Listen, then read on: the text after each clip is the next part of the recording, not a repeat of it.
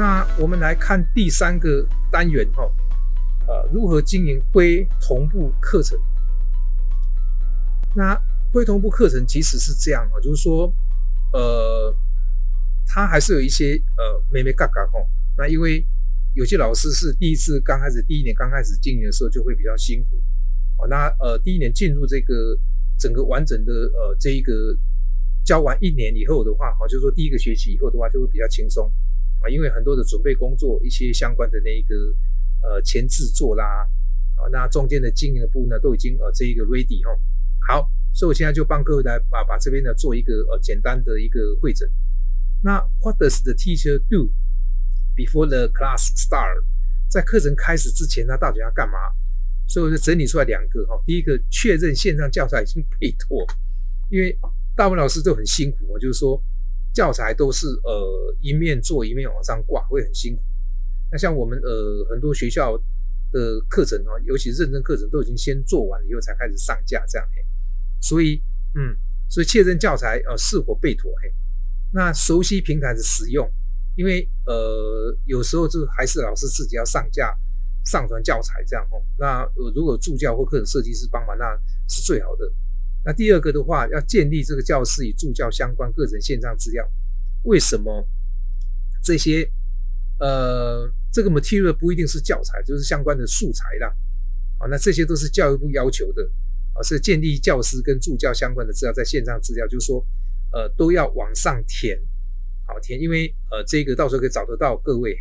那至少第1个月前4周的相关教学要准备完备当然是平常不希望这样干就是说送教材，因为我们学校在申请研究课程的时候都会叫老师把18周都规划完毕这样那当然中间如果说你要做微调当然这个也是可以的那第2件事情，确认线上助教人选像说我现在最近也是要开一些课那这个系上就会在一直 argue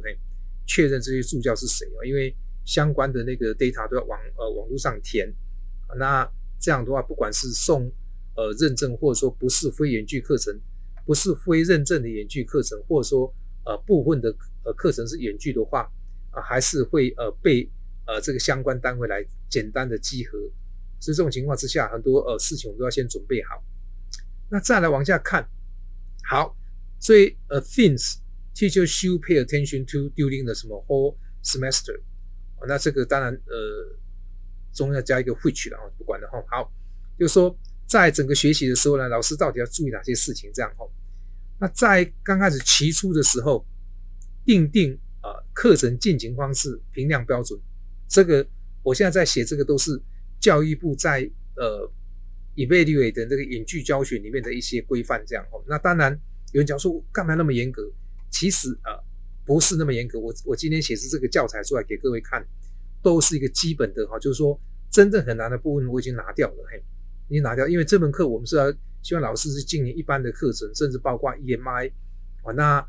相关的要求那因为我们学校已经养成一个习惯，不管你是远距课程或非远距课程，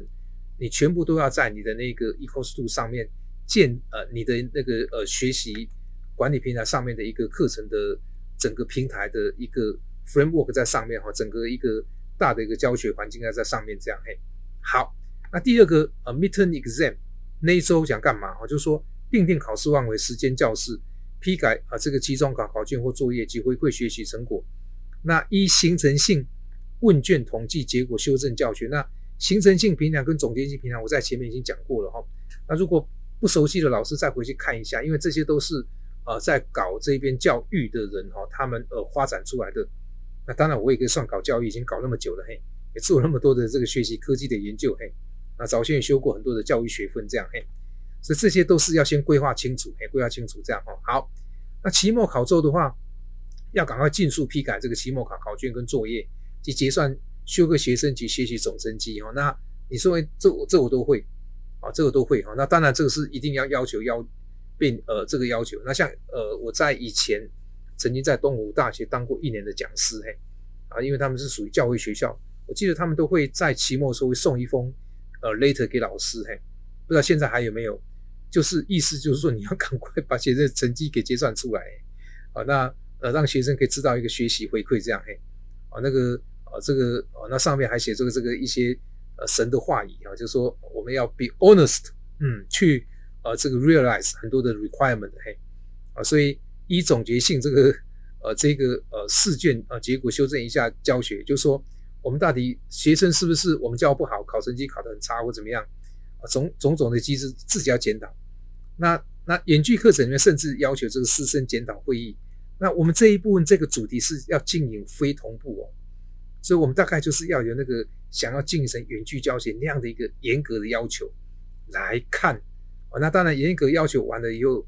各位可以按照那个教育部的要求的一些基本的方向修改你的那个教学的难易度这样所以这个是一个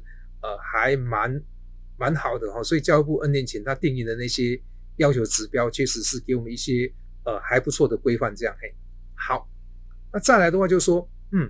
说大概有7个向度 online learning community management， 就是说在线上学习这一些社群里头的话，大概有7个向度你要去管理。哪7个向度？比如说有 homework 啊、专案啊、project 测验啊、问卷啊、讨论啊，甚至这 email 学习追踪。那这个每一个的话要玩起来会很累。我记得当初我们课程设计师在对校内老师做训练的时候，很可能就是2天的 program， 比如说how to design 这些东西 ，how to这一个 guiding 学生这个后面怎么样去 feedback， 那都会有一些教学活动，那会设计一些案例，让来参加的老师们来现场动手去完成那些案例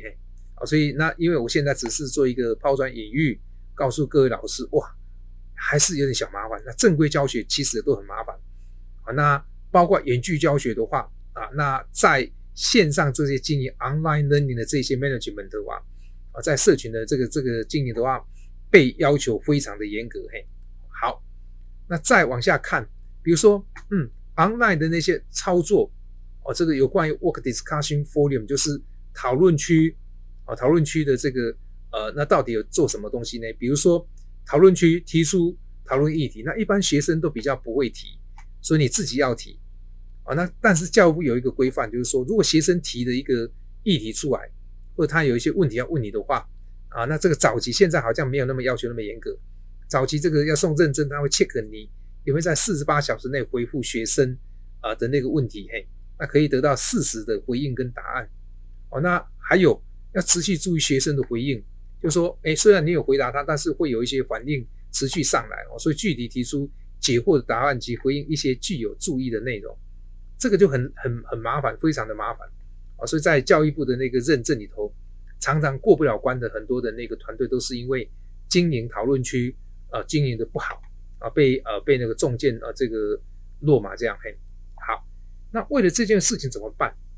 所以 N 年前的时候就是说，我记得那时候我们在参加教育部的这个认证标准的时候那48小时教授很忙所以因此常常没有办法及时上线。那如果说你发现上面有20个问题，你发现有一半以上教授没有及时上来的话，大概被抓到以后大概就过不了。那后来就把它修正成助教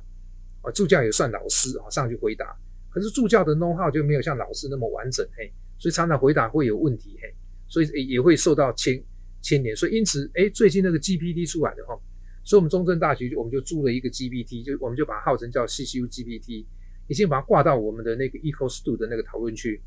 那我们这个 GPT 就有点厉害就是说在课程讨论区里面，它就扮演一个 AI 助教，学生上去问问题，他就用他的 know how 去回答那还有第二个就是说，我们有一个叫线上24小时的 Office Hour。 为什么？因为有些学生不想说在讨论区大庭广众之下暴露自己心中不懂提出问题，有没有？那1对1的话，老师也可以进来那平常老师还来不及进来的时候，那个 AI 助教就会跟他1对1的互动这样那他就可以尽情在上面的一个 ask 这个 question 那可是这样不行因为很多人用过那个 ChatGPT， 因为我们都用同样的一个 GPT 的引擎，有没有？所以可是他还是不是很聪明，怎么办？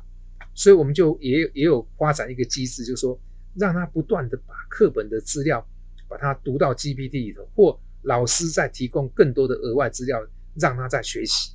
哇，那这样我们就很厉害，所以这个经营线上讨论区就不怕他了所以这个时候就是说，那我们这个目前的那个CCU GPT 就是，比如例如我画的一个问题出来，有没有？我就问助教，那这个助教其实就像那个 GPT 问的，就有老师或同学向智慧助教问他 AI 这一个 TA 问他问问题，问完以后，因为我们这一个已经在我们的那个 Moodle 就连到云端去了，所以马上他就回答回来，那这个时候智慧助教就给出答案，那给出答案我就要求学生你要去看看他答得好不好，那我觉得他答得有点隔靴搔痒，根本没有抓到重点，所以就给他倒赞，那就不满意就给倒赞这样，所以原则上就是说相关的问题都可以持续的去问他，那这样的话他是几乎是real time 马上来回答，你就不用 worry 那个48小时这个没有人来答这样，那教育部的办法目前还没有说这个人工智慧的那个助教来答的话，算不算是助教或者是老师来回答，因为这个办法目前还没有修，那下次有机会是不是来跟教育部建议，因为现在我已经前面几轮的那个教育部的那个办法修正我都有参与，那后来因为这个已经事隔20年了所以后来就变一群年轻教授去这个修改了所以下周碰到那个年轻教授们再问问他们接不接受这样的一个机制这样好，那你们就是设计一个就是说第一个问题就叫设计一个什么呢？设计一个课程这个那看看设计一个 project on your course 就看看我刚刚讲的那个基本的经营方式那甚至就是你怎么去做一个 learning 的 tracking， 就刚刚那几个向度里头有没有？那甚至你可以给一个 example about using ChatGPT 跟中正大学的 CCU GPT 这样那看看他哪一个比较聪明，哪一个比较厉害这样好，那我们这个单元呢就先在这边结束。